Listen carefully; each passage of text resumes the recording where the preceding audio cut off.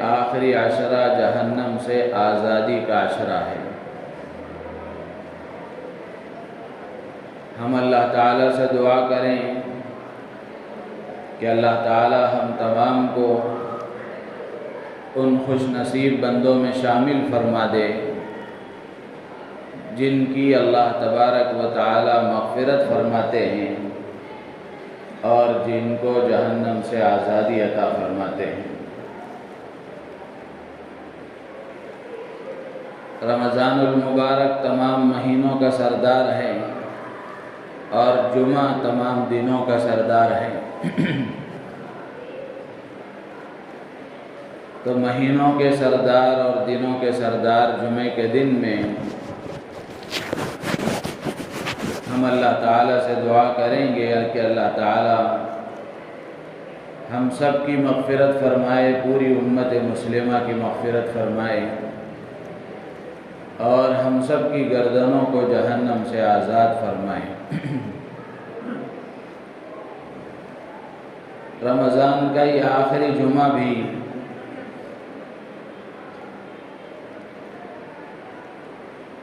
بہت سارے لوگوں نے اس سلسلے میں الگ الگ خیالات اور تصورات کر رکھے ہیں۔ رمضان کے آخری جمعہ کے سلسلے میں لوگوں کا یہ تصور ہے کہ رمضان المبارک کے آخری جمعے کو جمعۃ الوداع کا نام دیا جاتا ہے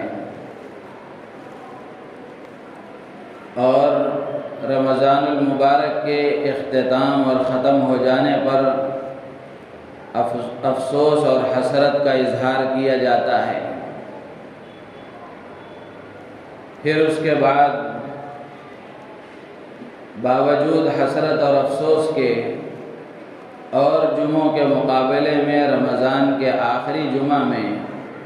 نئے کپڑوں کے پہننے کا اہتمام کیا جاتا ہے۔ اسی طریقے سے بہت سارے خطبہ اپنے جمعے کے خطبوں میں رمضان المبارک کے اختتام پر حسرت اور افسوس کا اظہار کرتے ہوئے اس طرح کے جملے بھی اپنے خطبے میں شامل کرتے ہیں: الوداع الوداع یا رمضان، الفراق الفراق یا رمضان، الفراق الفراق یا الوداع یا الوداع یا سنت التراویح۔ تو اس طرح کے جملے بھی خطبوں میں شامل کیے جاتے ہیں۔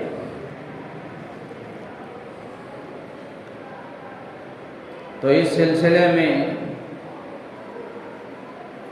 ہمیں یہ معلوم ہونا چاہیے کہ جمعۃ الوداع کا جو تصور ہے یہ ایشیا کی ایجاد کردہ چیز ہے،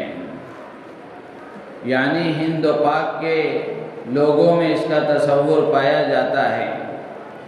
ورنہ رسول اللہ صلی اللہ علیہ وسلم سے حضرات صحابہ اکرام رضوان اللہ تعالی علیہم اجمعین سے، تابعین و تبع تابعین، ائمہ مجتہدین سے، فقہا محدثین و مفسرین سے اور اکابرین اور سلف صالحین سے اس طرز پر جمعۃ الوداع کے منانے کا کوئی ثبوت نہیں ملتا۔ نہ تو جمعے کو، رمضان المبارک کے آخری جمعے کو جمعۃ الوداع کا نام دیا گیا ہے، بلکہ یہ جمعہ بھی اور جمعوں کی طرح، رمضان کے اور جمعوں کی طرح اس کی بھی حیثیت ہے۔ اسی طریقے سے دوسری جو چیز ہے کہ رمضان المبارک کے اختتام پر اور ختم ہونے پر حسرت اور افسوس کا اظہار کرنا، اس کی کوئی گنجائش نہیں ہے، اس لیے کہ حدیث میں آتا ہے، اللہ کے نبی علیہ الصلاۃ والسلام نے ارشاد فرمایا: للصائم فرحتان، فرحۃ حین یفطر وفرحۃ حین یلقی ربہ۔ اللہ کے نبی علیہ الصلاۃ والسلام فرماتے ہیں کہ روزے دار کو دو خوشیاں ملتی ہیں، ایک خوشی افطار کے وقت ملتی ہے اور ایک خوشی رب سے ملاقات کے وقت ہوتی ہے۔ تو ایک خوشی جو افطار کے وقت ہوتی ہے، اس سے ایک مطلب اور اس کی ایک مراد تو یہ ہے کہ روزانہ افطار کے وقت میں روزے دار کو اپنے روزے کے مکمل ہونے پر خوشی ہوتی ہے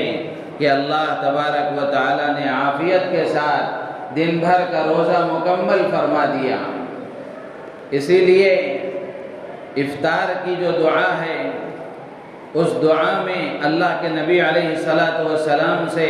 جو ثابت ہے، اس میں یہ ہے ذہب الظمأ وابتلت العروق وثبت الاجر انشاءاللہ،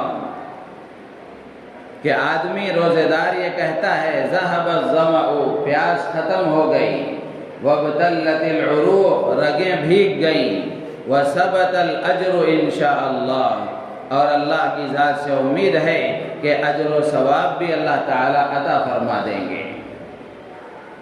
اور روزہ افطار کی جو دعا ہے، جس کو عموماً کارڈوں میں چھاپا جاتا ہے اور لوگ پڑھایا کرتے ہیں، اس کا حدیث میں کہیں تذکرہ نہیں ہے۔ حدیث میں جو روایت ہے اور حدیث میں جو الفاظ ہیں وہ اس طرح ہیں کہ آدمی صرف دو جملے اپنی زبان سے کہتا ہے، دو جملے اپنی زبان سے کہتا ہے، صرف دو ہی جملے حدیثوں میں موجود ہیں۔ جو لمبی دعا اللہم لک صمت وعلی، حدیث میں جو آیا ہے وہ اس کے دو جملے اس طرح ہیں، اللہم لک صمت وعلی رزقک افطرت، یہ دو ہی جملے حدیث میں ثابت ہیں کہ اللہ میں نے تیرے لیے روزہ رکھا اور تیرے دیے ہوئے رزق سے افطار کر رہا ہوں۔ اللہم لک صمت وعلی رزقک افطرت، لیکن تصور لوگوں کا ایسا بنا ہوا ہے کہ اب جو چیز چل گئی اسی کو چلایا جاتا ہے، ورنہ حدیث میں جو دعا ہے صرف اتنی ہی دعا آئی ہے۔ اور اللہ کے نبی علیہ السلام سے ثابت جو الفاظ ہیں، ان الفاظ کے پڑھنے میں جو نور ہے، کسی ولی کے بتائے ہوئے وظیفے پڑھنے میں قیامت تک وہ نہیں آ سکتا۔ تو اس لیے اللہ کے نبی علیہ السلام ارشاد فرماتے ہیں کہ للصائم فرحتان، فرحت حین یفطر، کہ ایک خوشی آدمی کو افطار کے وقت میں ملتی ہے۔ روزانہ افطار کے وقت میں آدمی کو خوشی ہوتی ہے کہ میرا روزہ مکمل ہوا اور اللہ تبارک و تعالی نے عافیت کے ساتھ روزہ مکمل فرمایا۔ اور اسی طرح ایک اور مطلب یہ ہے کہ رمضان کا مہینہ مکمل ہونے کے بعد روزے دار کو یہ خوشی ہوتی ہے کہ اللہ نے رمضان کا مبارک مہینہ عطا فرمایا تھا، روزے رکھنے کی اللہ نے اس میں توفیق عطا فرمائی، آج رمضان کا مہینہ مکمل ہوا، تو رمضان کے مہینے کے مکمل ہونے پر آدمی کو خوشی ہوتی ہے۔ حسرت اور افسوس کا، پچھتاوے کا کوئی تصور نہیں ہے اور اسلام میں اس کی کوئی گنجائش نہیں ہے۔ اور اسی طریقے سے خطبوں میں جو اس طرح کے الفاظ حسرت اور افسوس کے اظہار کے یا پھر الوداع الوداع کے جو ذکر کیے جاتے ہیں، اکابرین نے، علماء نے کتابوں میں لکھا ہے، بڑی سختی سے اس کی تردید فرمائی ہے، بلکہ بعض علماء نے تو اس کو بدعت تک لکھا ہے۔ تو اس لیے ایسی چیزوں سے اپنے آپ کو دور رکھنا چاہیے۔ شریعت میں جو بات جتنی بتائی گئی ہے، جس درجے میں بتائی گئی ہے، اس بات کو اتنے درجے تک ماننا ہی یہ مسلمان کی شان ہے۔ اپنی طرف سے اس میں ایڈ کر لینا یا اپنی منمانی اس میں داخل کر لینا یا اپنی خواہشات کے پورا کرنے کے لیے اس کو استعمال کر لینا، یہ مسلمان کی شان نہیں ہے۔ تو اس لیے جمعۃ الوداع کا جو تصور مسلمانوں میں پایا جا رہا ہے، اس کا اسلام سے اور اسلامی شریعت سے کوئی تعلق نہیں ہے۔ یہ بھی رمضان کے عام جمعوں کی طرح ایک جمعہ ہے، اس کی کوئی زیادہ فضیلت نہیں ہے، بلکہ جمعے کا دن ویسے بڑی فضیلت والا ہے، چاہے وہ رمضان کا ہو چاہے غیر رمضان کا ہو، جمعہ کا دن ہی تمام دنوں کا سردار ہے۔ اس میں اللہ کی طرف سے ایک گھڑی ایسی مقرر کی گئی ہے جس میں اللہ کی طرف سے بندے کی دعائیں قبول ہوتی ہیں۔ تو اس لیے اللہ نے رمضان کا مہینہ عطا فرمایا اور رمضان کے مہینے میں جمعہ کا مبارک دن عطا فرمایا، تو ہماری ذمہ داری بنتی ہے کہ رمضان کے اس آخری عشرے میں ہم اللہ تبارک و تعالی سے خوب اس بات کی دعا کریں کہ اللہ تبارک و تعالی ہماری بھی مغفرت فرمائے اور پوری امت مسلمہ کی مغفرت فرمائے اور ہم سب کی گردنوں کو جہنم سے آزاد فرمائے۔ اسی طریقے سے رمضان کا آخری جمعہ آتا ہے تو کچھ لوگ ایسے بھی ہیں جو یہ میسج چلاتے ہیں اور ان کا نظریہ ایسا ہے کہ زندگی بھر میں جو نمازیں قضا ہو گئی، اب وہ ساری قضا نمازوں کو ادا کرنا دشوار ہے اور مشکل ہے، تو اس میں بھی لوگوں نے اپنا ایک تصور ایڈ کر لیا اور اپنی طرف سے ایک شریعت بنائی اور اس طرح کے میسیجز چلائے جاتے ہیں کہ رمضان کے آخری جمعہ میں 4 رکعت نماز ایک مخصوص طریقے پر ادا کر لی جائے تو زندگی بھر کی یا سال بھر کی جو قضا نمازیں ذمے میں ہیں وہ ادا ہو جائیں گی۔ بڑا سستا سودا ہے۔ حدیث میں آپ دیکھیں گے امام بخاری رحمۃ اللہ علیہ نے اس کو نقل فرمایا، اللہ کے نبی علیہ الصلاۃ والسلام ارشاد فرماتے ہیں کہ آدمی من نسی الصلاۃ فلیصلی اذا ذکرها لا کفارۃ لها الا ذلک۔ اللہ کے نبی علیہ الصلاۃ والسلام ارشاد فرماتے ہیں کہ جس آدمی سے نماز رہ جائے یا جو آدمی نماز کو بھول جائے، کسی بھی وجہ سے نماز ادا کرنے سے اگر وہ رہ گیا، اللہ کے نبی فرماتے ہیں فَلْيُصَلِّ إِذَا ذَكَرَهَا، جب اس کو یاد آئے وہ نماز ادا کر لیں۔ نماز کا قضا کرنا ہر حال میں ضروری ہے۔ آگے صرف اتنا کہہ کر اللہ کے نبی نے بس نہیں فرمایا، آگے اللہ کے نبی فرماتے ہیں لا کفارۃ لها الا ذلک، قضا نماز کے ادا کرنے کا یہی کفارہ ہے کہ آدمی جب اس کو یاد آئے وہ نماز ادا کر لے۔ ایک اور روایت میں سنن نسائی کی روایت ہے، اللہ کے نبی علیہ السلام سے ایک آدمی کے بارے میں پوچھا گیا کہ جو نماز کے وقت میں سوتا رہ گیا یا پھر کسی وجہ سے غفلت کا شکار ہو گیا، اس نے نماز ادا نہیں کی، تو اللہ کے نبی علیہ السلام فرماتے ہیں کہ جب اس کو موقع مل جائے تو وہ نماز ادا کر لے، یہی اس کا کفارہ ہے۔ تو یہ جو بات کہ رمضان کے آخری جمعہ میں 4 رکعت نماز آدمی مخصوص طریقے پر پڑھ لے تو اس کی قضا نمازوں کا کفارہ ہو جائے گا، یہ بالکل غلط اور جھوٹی بات ہے، اسلام سے اس کا کوئی تعلق نہیں ہے۔ ایک نماز بھی اگر آدمی کی قضا ہو جائے تو اس کو ادا کرنا ہر حال میں ضروری ہے، اس لیے کہ فرض جو ہوتا ہے وہ قرض کی طرح ہوتا ہے، ہر حال میں اس کو ادا کرنا ضروری ہوتا ہے۔ امام بخاری رحمۃ اللہ علیہ نے اپنے ایک استاد کا قول نقل فرمایا، ابراہیم نخعی رحمۃ اللہ علیہ، وہ فرماتے ہیں کہ آدمی کی ایک نماز اگر چھوٹ جائے، 20 سال بھی اگر گزر جائیں، تو ابراہیم نخعی رحمۃ اللہ علیہ فرماتے ہیں کہ اس کو ادا کیے بغیر کوئی چارہ نہیں ہے، یعنی وہ ایک نماز کو پھر دوبارہ آدمی صحت مند ہے، اس کے اندر طاقت ہے، وہ ادا کر سکتا ہے، تو اس کی قضا کرنا اس کے لیے ضروری ہے، اس کے علاوہ اس کا کوئی اور کفارہ نہیں ہو سکتا۔ تو اس لیے رمضان کے آخری جمعہ میں اس طرح کے میسیجز دیکھ کر آدمی کو دھوکے میں نہیں پڑنا چاہیے، بلکہ ہونا تو یہ چاہیے کہ رمضان میں عموماً طبیعتیں خیر کی طرف مائل ہوتی ہیں اور آدمی کے اندر خیر کا رجحان غالب ہوتا ہے، تو اس لیے تاخیراتوں میں یا پھر اس کے علاوہ دوسری نمازوں کے اوقات میں آدمی کوشش کرے کہ زندگی بھر میں جو نمازیں چھوٹی ہیں ان کا حساب کر کے بجائے دوسرے نوافل پڑھنے کے قضا نماز آدمی پڑھنا شروع کرے۔ تاخرات میں جاگنے کا رواج ہے، مسجدوں میں بھی لوگ آ کر یہاں عبادت کرتے ہیں، تو بجائے اور نفل نماز پڑھنے کے حساب لگا کر کے قضا نماز پڑھیں، یہ افضل ہے۔ تو اس لیے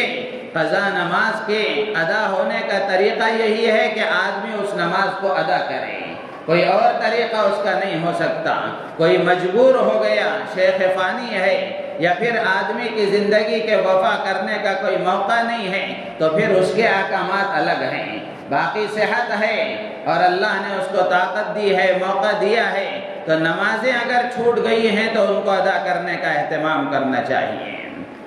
تو ایک بات تو یہ عرض کرنی تھی کہ جمعۃ الوداع اور رمضان کے آخری جمعہ سے متعلق جو غلط باتیں اور جو غلط تصورات لوگوں میں پائے جا رہے ہیں، ان سے اپنے آپ کو دور رکھنا ضروری ہے، اور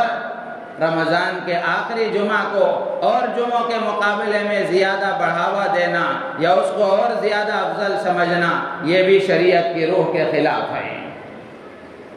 اسی طریقے سے دوسری بات یہ ہے کہ رمضان المبارک کا مہینہ اب بالکل اختتام کی طرف ہے، آخری عشرہ چل رہا ہے، 4-5 دن 6 دن اس کے باقی رہ گئے ہیں۔ تو رمضان کے مکمل ہونے کے بعد میں عید الفطر کا موقع ہوتا ہے، اور عید الفطر کی رات آتی ہے جس کو لیلۃ الجائزہ کہا جاتا ہے۔ لیلۃ الجائزہ، بدلے کی رات۔ عید الفطر کو یوم الجائزہ کہا جاتا ہے،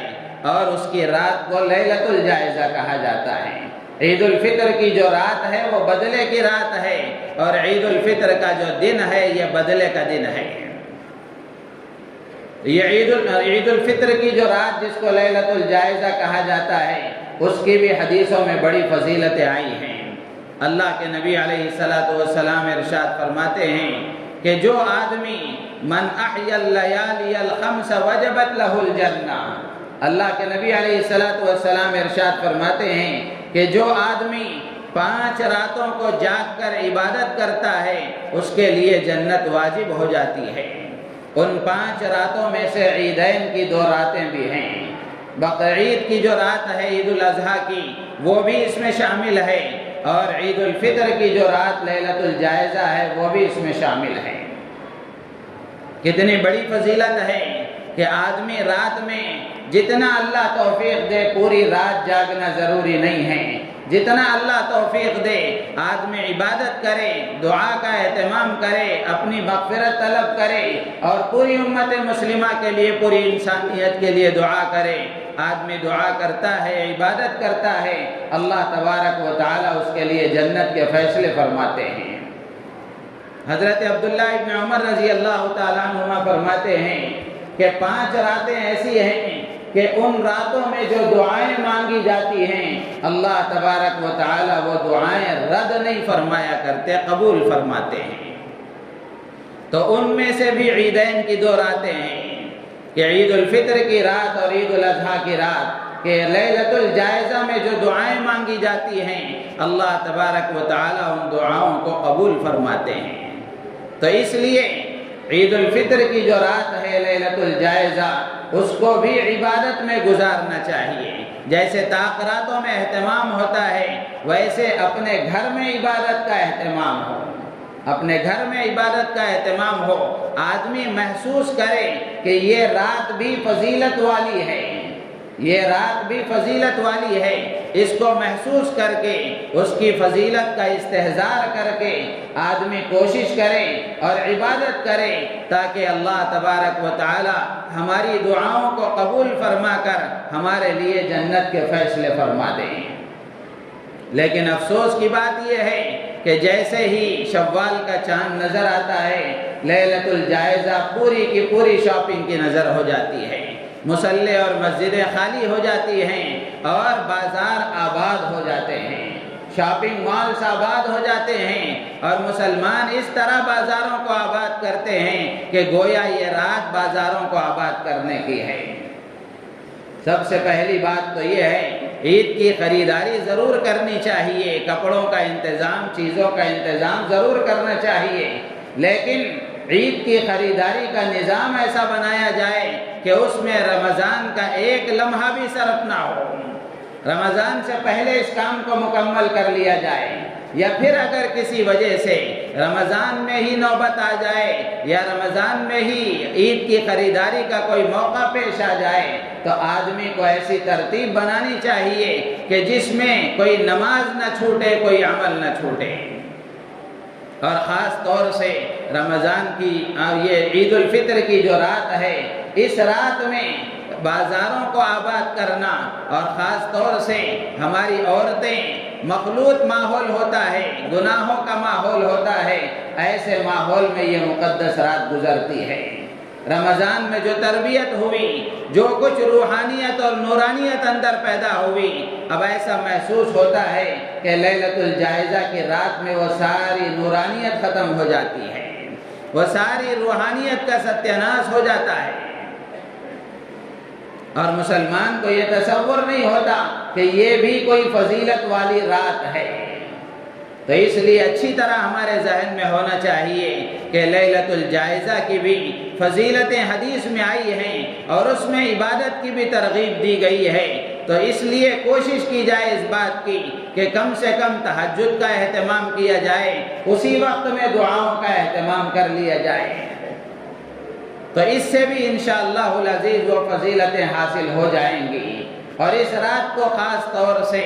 شاپنگ کی نظر کرنا اور عید کی خریداری میں صرف کرنے سے پوری رات ادھر ادھر گھوم کر کے گزارنا اور بیکار محفلوں میں وقت گزارنا، اس سے آدمی کو احتراز کرنا چاہیے، اس سے آدمی کو بچنا چاہیے، ورنہ ایسا ہوتا ہے کہ رمضان بھر کی تربیت ایسا نظر آتا ہے کہ آخری رات میں وہ ساری تربیت آدمی کی غارت ہو جاتی ہے۔ رمضان میں ہماری جو تربیت ہوئی ہے، اللہ تبارک و تعالیٰ نے روزہ رکھوا کر اور تراویح ادا کروا کر اور دوسری چیزوں اور عبادتوں کے ذریعے سے اللہ تعالیٰ نے جو تربیت ہماری فرمائی ہے، اس کا خلاصہ یہی ہے، جیسے قرآن میں اللہ نے خود بیان فرمایا کہ روزہ اس لیے رکھوایا جا رہا ہے تاکہ تمہارے اندر تقوی پیدا ہو۔ تقوی نیک کام کرنے کا نام نہیں ہے، تقوی گناہ سے بچنے کا نام ہے، کہ آدمی کے اندر رمضان کے روزوں کے ذریعے سے اتنی استعداد پیدا ہو جائے کہ اس کو گناہ سے نفرت ہو جائے اور وہ گناہوں سے بچنے والا بن جائے، اپنی زبان کا صحیح استعمال کرے، ہاتھ و پیر کا صحیح استعمال کرے، آنکھوں اور کانوں کا صحیح استعمال کرے، اپنے مال کا صحیح استعمال کرے، اپنے اوقات کا صحیح استعمال کریں۔ ایک تربیت ہے جو اللہ تبارک و تعالی روزے دار کی کرنا چاہتے ہیں۔ تو اس لیے رمضان میں ہم نے جو تربیت پائی ہے، یہ تربیت سال بھر ہماری باقی رہنی چاہیے۔ تقوی کا اثر نظر آنا چاہیے کہ آدمی زبان سے بولنے سے پہلے سوچے کہ یہ بول میرے جنت میں لے جانے کا ہے کہ جہنم میں لے جانے کا ہے، اس بول سے اللہ راضی ہوں گے کہ ناراض ہوں گے، جہاں دیکھ رہا ہوں یہاں دیکھنے کی گنجائش ہے کہ نہیں ہے، جو باتیں سن رہا ہوں ان باتوں کے سننے کی گنجائش ہے کہ نہیں ہے، کہ آدمی کے اندر یہ احساس پیدا ہو جائے۔ روزے کے ذریعے سے اللہ تبارک و تعالی یہ احساس پیدا کرانا چاہتے ہیں۔ تو اس لیے لیلۃ الجائزہ بھی عبادتوں میں گزرے اور اللہ کو منانے میں خاص طور سے دعاؤں کے اہتمام میں گزرے۔ اسی طریقے سے تیسری بات، شریعت اسلامی کا مزاج یہ ہے، اسلامی شریعت کا مزاج یہ ہے کہ جب بھی کوئی خوشی کا موقع اور مسرت کا موقع آتا ہے تو اسلام یہ چاہتا ہے، اسلام کا یہ نظریہ ہے کہ صرف یہ خوشی اور یہ خوشی کا چراغ امیروں اور مالداروں کے گھر میں ہی نہ جلے، بلکہ غریبوں کے غربت قدے میں بھی خوشی محسوس ہو اور غریب بھی اس خوشی میں شامل ہو جائیں۔ اسی لیے آپ دیکھیں گے قربانی کے موقع پر، عید الاضحیٰ کا موقع ہے، قربانی کے موقع پر بھی گوشت میں 1/3 حصہ غریبوں کا حق قرار دیا گیا، اور اسی طریقے سے نکاح کا موقع ہے، خوشی کا موقع ہے، ولیمے کے موقع پر بھی غریبوں کو شامل کرنے کی ترغیب دی گئی۔ اللہ کے نبی علیہ السلام نے ارشاد فرمایا بدترین ولیمہ ہے وہ جس میں صرف قوم کے امیروں کو بلایا جائے اور سماج کے غریبوں کو نظر انداز کر دیا جائے۔ تو بالکل اسی طریقے سے عید الفطر کا موقع ہے، یہ بھی خوشی کا موقع ہے، تو اس موقع پر بھی سماج کے اور مسلمانوں میں جو غریب ہیں ان غریبوں کو عید کی خوشیوں میں شامل کرنے کے لیے اللہ تبارک و تعالی نے اور اسلامی شریعت نے صدقۃ الفطر کا اہتمام فرمایا ہے، صدقہ فطر کو مقرر فرمایا ہے۔ اللہ کے نبی علیہ السلام کے بارے میں حضرت عبداللہ ابن عباس رضی اللہ تعالی عنہما فرماتے ہیں فرض رسول اللہ صلی اللہ علیہ وسلم زکاة الفطر طہرة للصائم من اللغو والرفث وطعمة للمساکین۔ زکوٰۃ ہی کی طرح صدقہ فطر کا حکم بھی ہجرت کے دوسرے سال ہی آیا، اور صدقہ فطر کے دو مقصد اللہ کے نبی علیہ السلام نے بیان فرمائے۔ حضرت عبداللہ ابن عباس رضی اللہ تعالیٰ عنہما بتاتے ہیں کہ اللہ کے نبی علیہ السلام نے صدقہ فطر کو مقرر فرمایا، واجب قرار دیا، وہ کس لیے؟ ایک مقصد تو ہے طہرۃ للصائم من اللغو والرفث، کہ صدقہ فطر کی وجہ سے روزوں میں جو کمی کوتاہی ہو گئی، روزے کے دوران جو چھوٹے موٹے گناہ ہو گئے، اللہ تبارک و تعالی صدقہ فطر کی وجہ سے اور صدقہ فطر کی ادائیگی کی وجہ سے یہ روزوں کے درمیان میں جو کوتاہی اور کمی ہوتی ہے اللہ تعالیٰ اس کو دور فرما دیتے ہیں، اس کی تلافی فرما دیتے ہیں۔ ایک اور روایت میں تو اللہ کے نبی نے یہاں تک بیان فرمایا جب تک آدمی صدقہ فطر ادا نہیں کرتا اس وقت تک اس کا روزہ آسمان و زمین کے درمیان میں لٹکا رہتا ہے۔ تو اس لیے صدقہ فطر کے ادا کرنے کا اہتمام کرنا چاہیے، اس کا ایک مقصد اللہ کے نبی نے یہ بیان فرمایا۔ دوسرا مقصد اللہ کے نبی بتاتے ہیں وہ طعمۃ للمساکین، غریبوں کے لیے عید کے سامان کا انتظام کرنا ہے، ان کے لیے کھانے کا انتظام کرنا ہے، غربا کا فائدہ ہو جائے، ان کی غربت کے دور کرنے کا انتظام ہو جائے، ان کے لیے کھانے پینے کے سامان کا انتظام ہو جائے، اس کے لیے صدقہ فطر کو اللہ کے نبی نے مقرر فرمایا۔ تو اس لیے شریعت کی اس روح کو، شریعت کے اس مزاج کو آدمی کو ہمیشہ ذہن میں رکھنا چاہیے۔ خوشی کا کوئی بھی موقع ہو، شریعت یہ چاہتی ہے کہ جہاں امیروں کو خوشی ہو وہاں غریبوں کو بھی خوشی ہو، اور خوشی میں وہ بھی برابر کے شریک ہوں۔ اسی لیے لکھا ہے کہ رمضان المبارک کے شروع ہونے کے بعد کبھی بھی آدمی صدقہ فطر ادا کر سکتا ہے، بلکہ بعض فقہا نے یہاں تک لکھا ہے کہ رمضان کے شروع ہونے سے پہلے بھی اگر کوئی آدمی کسی مجبوری سے صدقہ فطر ادا کرتا ہے تو وہ بھی ادا ہو جاتا ہے، لیکن افضل مستحب بات یہی ہے کہ رمضان المبارک کے شروع ہونے کے بعد صدقہ فطر ادا کیا جائے۔ اور آخری درجہ یہ ہے کہ عید کو جانے سے پہلے، عید کی نماز سے پہلے صدقہ فطر ادا کر لیا جائے۔ اگر آدمی عید کی نماز سے پہلے صدقہ فطر ادا کرتا ہے تو یہ صدقہ فطر مقبول ہوتا ہے، اور اگر عید کی نماز کے بعد ادا کرتا ہے تو وہ بھی ایک عام صدقے کی طرح قبول ہوتا ہے، لیکن ادا کرنا ہر حال میں ضروری ہوتا ہے۔ اور یہ صدقہ فطر اس کے واجب ہونے کے لیے علماء نے لکھا ہے کہ جیسے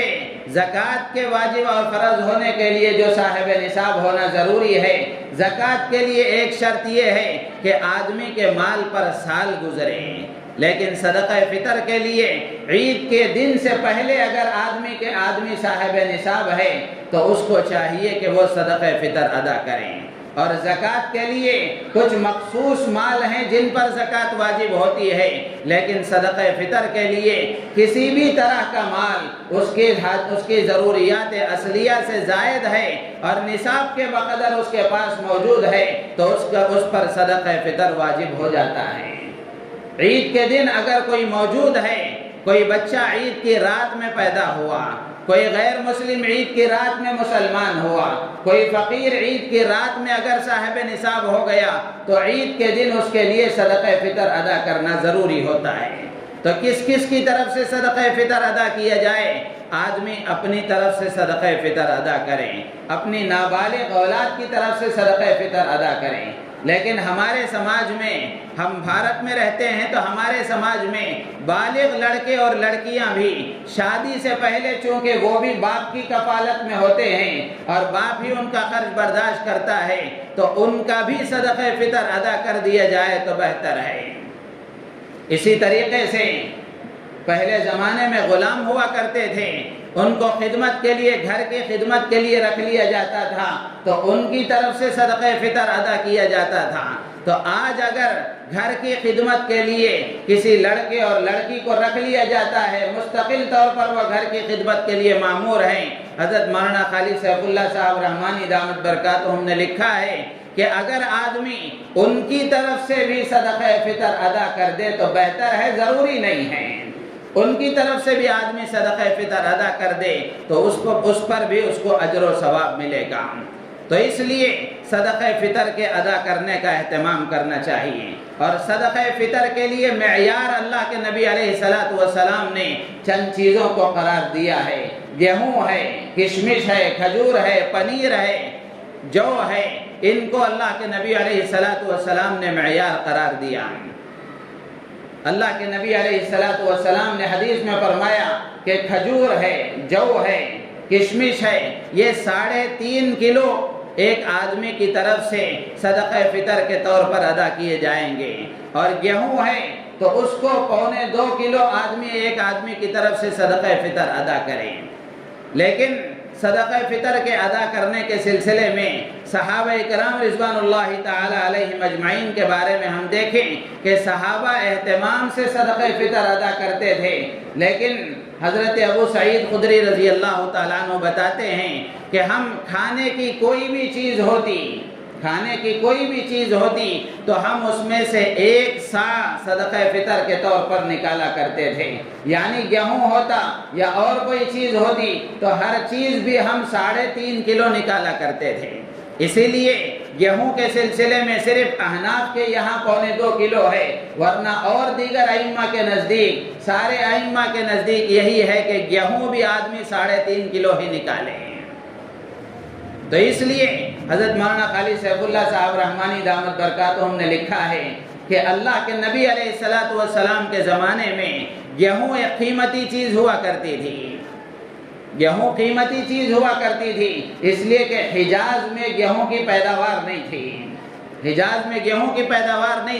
اس لیے اللہ کے نبی علیہ السلام نے گیہوں کے بارے میں آدھے سا کی بات فرمائی اور دوسری چیزوں کے بارے میں 1 سا کی بات فرمائی۔ تو اس لیے اگر صاحب ثروت، تاجر لوگ، مالدار حضرات اپنی مالی حیثیت کے مطابق صدقہ فطر ادا کرنے کی کوشش کریں، اللہ نے صاحب وسعت بنایا ہے، صاحب ثروت بنایا ہے، اور تاجر ہیں، مالدار ہیں، اللہ نے اونچا مقام عطا فرمایا ہے، تو ان کو چاہیے کہ وہ کھجور کے اعتبار سے یا کشمش کے اعتبار سے صدقہ فطر ادا کریں، اپنا بھی، اپنے گھر کے افراد کا بھی، اپنی بیوی کی طرف سے بھی ادا کریں، چونکہ ہمارے سماج میں عموماً شوہر اور بیوی کا مال ملا جلا رہتا ہے اور بیوی کے اخراجات شوہر ہی برداشت کرتا ہے، تو جیسے اور اخراجات برداشت کرتا ہے اسی طریقے سے صدقہ فطر بھی ادا کرنے کا اہتمام کر لیں، اور ان سے معاشی اعتبار سے جو کچھ کم درجے کے ہیں لیکن وہ بھی اوسط درجے کے ہیں، اللہ نے ان کو بھی کچھ حیثیت عطا فرمائی ہے، تو ان کو چاہیے، حضرت مولانا نے لکھا ہے کہ گیہوں بھی 3.5 کلو کے اعتبار سے ادا کرے تاکہ پوری طریقے سے سنتوں پر عمل ہو جائے۔ جن کو اللہ نے حیثیت دی ہے، کچھ نہ کچھ معاشی اعتبار سے ایک حیثیت تک پہنچایا ہے، تو وہ گیہوں کے اعتبار سے بھی اگر ادا کریں تو وہ بھی 3.5 کلو کے اعتبار سے ادا کریں، یا پھر جو کے اعتبار سے ادا کر لیں۔ اب ان سے جو کم درجے کے ہیں اب وہ 1.25 کلو گیہوں کے اعتبار سے صدقہ فطر ادا کریں، اس لیے کہ پیش نظر یہ بات ہونی چاہیے کہ صدقہ فطر جو مقرر کیا گیا ہے وہ اس لیے تاکہ غریبوں کو فائدہ ہو، تو اگر صاحب ثروت لوگ اپنی مالی حیثیت کے اعتبار سے صدقہ فطر ادا کریں گے تو اس میں غربا کا فائدہ ہے، غریبوں کا فائدہ ہے، ان کے لیے ضرورت کا سامان مہیا کرنا آسان ہے، عید کی خوشیوں میں ان کو شریک کرنا آسان ہے، تو اس لیے صدقہ فطر کے ادا کرنے کا اہتمام کیا جائے اور اچھے سے اچھے انداز میں صدقہ فطر ادا کرنے کا اہتمام کیا جائے۔ تو یہ کچھ باتیں تھیں جو آپ حضرات کے سامنے عرض کی گئیں۔ آخر میں جیسے گزشتہ جمعہ بھی آپ حضرات کے سامنے عرض کیا گیا کہ اس وقت جو صورتحال ہمارے ملک کی ہے اور ملک کے جو انتخابات ہمارے پیش نظر ہیں، اس سلسلے میں ہر آدمی کو فکر مند ہونا چاہیے، ہر آدمی کو متفکر ہونا چاہیے۔ یہ غفلت کا موقع نہیں ہے، غفلت سے بیدار ہونے کا موقع ہے، اپنے آپ کو ایک ذمہ دار شہری کے طور پر پیش کرنا ہے، اپنے آپ کو ایک ذمہ دار شہری کے طور پر پیش کرنا ہے۔ دارالعلوم دیوبند کے محتمم حضرت مولانا مفتی ابوالقاسم صاحب نعمانی دامت برکاتہم کی طرف سے بھی اور ہماری ریاست کے امیر شریعت حضرت مولانا صغیر احمد صاحب رشادی دامت برکاتہم ہمارے استاد محترم، ان کی طرف سے بھی یہ پیغام آیا ہے۔ میں نماز کے بعد وہ پیغام پورا آپ کو پڑھ کر سناؤں گا، وقت چونکہ ہو گیا ہے، تو حضرت کی طرف سے بھی یہ پیغام آیا ہے جو گزشتہ جمعہ میں نے عرض کیا تھا کہ جو دوسرے صوبوں کے افراد یہاں آئے ہوئے ہیں ان سے حضرت نے اور حضرت محتمم صاحب دامت برکاتہم نے بھی یہ گزارش کی ہے کہ وہ اہتمام کے ساتھ اپنے علاقے میں کس وقت ووٹنگ ہے یہ معلوم کریں اور اس سے پہلے اپنے علاقے میں پہنچ کر ووٹ ڈالنے کی کوشش کریں۔ یہ ایک ذمہ دار شہری ہونے کی علامت ہے، وقت کا تقاضا ہے اور اپنے حب الوطنی کا ثبوت دینے کا ایک موقع ہے، اور یہ ہمارے لیے ملک کی شہریت کا گویا ایک مضبوط ثبوت ہے، تو اس سلسلے میں غفلت نہ کی جائے۔ یہ بات تو گزشتہ جمعہ بھی آپ سے عرض کر دی گئی۔ ایک بات جو اس وقت عرض کرنی ہے وہ یہ، بہت سارے لوگ رمضان کے بعد عمرے کے سفر پر جاتے ہیں، عمرے کے سفر پر جاتے ہیں۔ سب سے پہلے تو ہم عمرے کا جو ٹور چلانے والے ہیں ان سے درخواست کریں گے، آپ کی وساست سے یا اس میں کچھ ہو تو وہ بھی اچھی طرح سنیں کہ آپ اس طرح کی ترتیب بنائیں کہ بنگلور میں چونکہ 26 تاریخ کو الیکشن ہے تو ایسی ترتیب بنائیں کہ الیکشن کے بعد آپ کا قافلہ یہاں سے روانہ ہو، الیکشن سے پہلے ایسی کوئی ترتیب نہ بنائیں، ورنہ ایک بڑا طبقہ وہ ہوتا ہے جو الیکشن سے رہ جاتا ہے، ووٹ ڈالنے سے رہ جاتا ہے۔ اتنی فکر کے ساتھ یہ باتیں عرض کی جا رہی ہیں تو کچھ نہ کچھ تو ہمارے دماغ میں آنا چاہیے۔ پیسہ ہی کوئی چیز نہیں ہوتی اور دنیا کے لیے ہی آدمی کا جینا کوئی چیز نہیں ہوتی۔ اس وقت کا جو الیکشن ہے بڑی اہمیت کا حامل ہے، تو اس لیے ہر شہری کو اس بات کا ثبوت دینا چاہیے کہ اس کے اندر کچھ نہ کچھ ذمہ داری کا احساس پیدا ہوا ہے۔ تو جو عمرے کے سفر پر جانے والے ہیں، ٹور چلانے والے ہیں، ان سے ہم درخواست کریں گے کہ آپ قافلے کی ترتیب ایسی بنائیں کہ 26 تاریخ کو یہاں سب کے سب الیکشن میں ووٹ ڈالیں، اس کے بعد آپ کا یہ قافلہ روانہ ہو۔ اور جو حضرات جانے والے ہیں جنہوں نے پہلے سے تاریخیں بک کر دی ہیں ان سے بھی ہمارے اکابر علماء کی وساطت سے ان کا پیغام میں آپ کے سامنے سنا رہا ہوں۔ ہمارے اکابر یہ چاہتے ہیں کہ تھوڑا بہت پیسوں کا نقصان ہو آپ برداشت کر لیں، یا پھر اپنے ٹور آپریٹر سے کہیں کہ ہم اس طرح کی ترتیب بنانا چاہتے ہیں کہ الیکشن کے بعد آپ کوئی موقع ہمیں دیں، اس وقت میں ہم چلیں گے۔ جانے والے آپ کی ذمہ داری ہے کہ آپ بھی ایک ذمہ دار شہری ہیں، تو آپ کوشش کریں کہ ہمارا ووٹ ضائع نہ ہو۔ ایک ہر آدمی اگر یہ سوچتا رہ جائے میں ایک ووٹ نہیں ڈالوں گا تو کیا ہو جائے گا، ایک ووٹ سے کیا ہو جاتا ہے۔ تو اس لیے اس کی خوب فکر کریں، اپنے اندر فکر پیدا کریں، اپنے ماحول میں اس کے سلسلے میں فکر پیدا کریں، اپنے گھر کی مستورات کو بھی متفکر بنائیں اور خصوصاً دعاؤں کا اہتمام کریں، خصوصاً دعاؤں کا اہتمام کریں، اس لیے کہ فیصلے تو اللہ ہی کی طرف سے ہوتے ہیں، فیصلے تو اللہ ہی کی طرف سے ہوتے ہیں۔ دنیا والے کچھ بھی ترتیب بنا لیں، اللہ کی طرف سے جب تک کوئی فیصلہ نہیں ہوتا زمین میں کوئی انقلاب برپا نہیں ہوتا، درخت کا ایک پتا بھی اللہ کے حکم کے بغیر نہیں ہلتا۔ تو اس لیے یہ ہمارا ایمان ہے، تو ہم کوشش کریں جو زمینی سطح پر کام کرنے کے لیے جو ترتیب بتائی جا رہی ہے اور ہمارے اکابر علماء کی طرف سے جو ہدایت دی جا رہی ہیں، اپنے آپ کو اس کا پابند بناتے ہوئے یہ اسباب کے درجے میں اختیار کرنا ہے، باقی یقین اللہ کی ذات پر ہی رکھنا ہے کہ اللہ ہی سے ہم دعا کریں کہ اے اللہ آنے والے انتخابات میں اقتدار ایسے لوگوں کے ہاتھ میں عطا فرما جو تیرے بندوں کے ساتھ صحیح سلوک کر سکیں، غریبوں کا حق ادا کر سکیں، ملک کے ہر شہری کو امن کے ساتھ زندگی گزارنے دے سکیں، ایسے لوگوں کے ہاتھ میں اقتدار عطا فرما۔ اللہ سے خوب دعائیں مانگنی چاہیے، اللہ تعالیٰ سے دعا ہے